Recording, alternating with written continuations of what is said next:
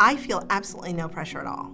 And I mean that in the best way, because I love the show. I have the show in my blood. It is something that we feel passionately about. I am not worried about how the outside world's gonna feel, mainly because the only way I've ever known how to tell this story is to just sort of be in the story.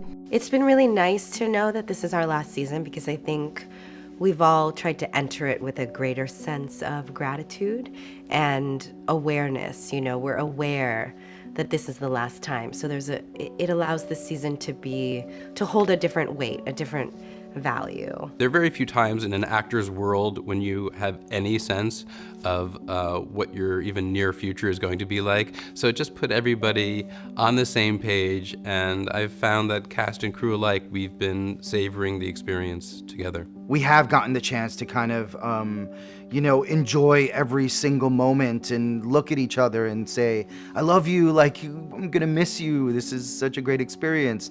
So we do that like all the time with each other. So it's been a very rare, special experience knowing it's our final season so far in advance. On the last day of this journey, I can't even imagine.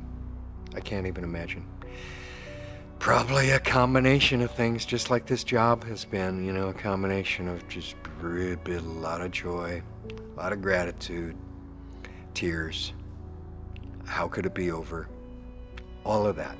It's been like sort of senior year in high school. We've been really aware, and it's made us really conscious and super, super grateful. Even yesterday I was on set with Darby, and she just looked at me in the eye and she was like, I'm really gonna miss doing this with you. And we just started bawling, crying, which is all really good and healthy, because it's way better than it sneaking up on you and not being able to really cherish these moments.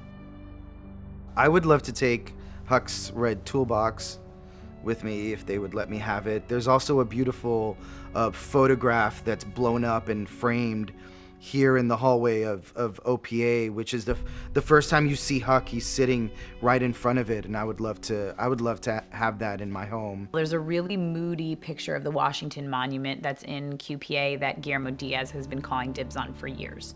Definitely presidential pens. I'm gonna write with presidential pens for the rest of my life, because that's just what my sometimes low self-esteem needs.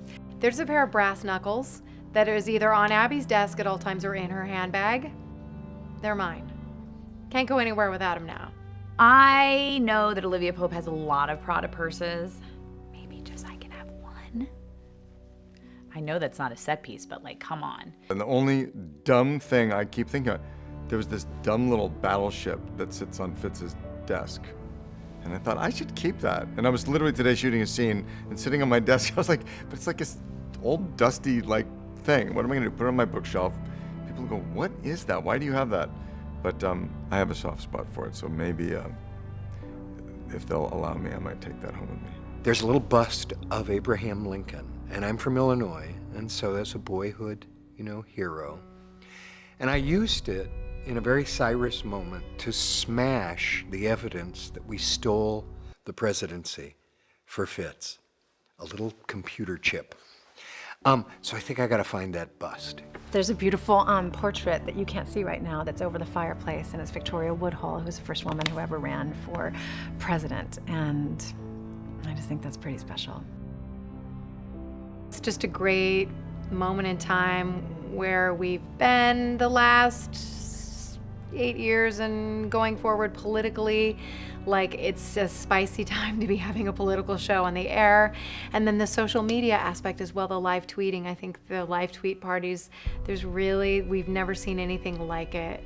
There are so many things to be proud of. Probably the fact that we were the first show to put an African-American woman at the center of a television drama in 37 years, which is, I don't like to think of it as something to be proud of, considering that it feels like we should have had that happen a long time ago. But I'm glad that we did it, and we made it so that everybody else felt like they could do it too. Women, an African-American female lead, as one of the most powerful people in one of the power centers of our world, Washington, D.C., I think it's gonna really reverberate with people.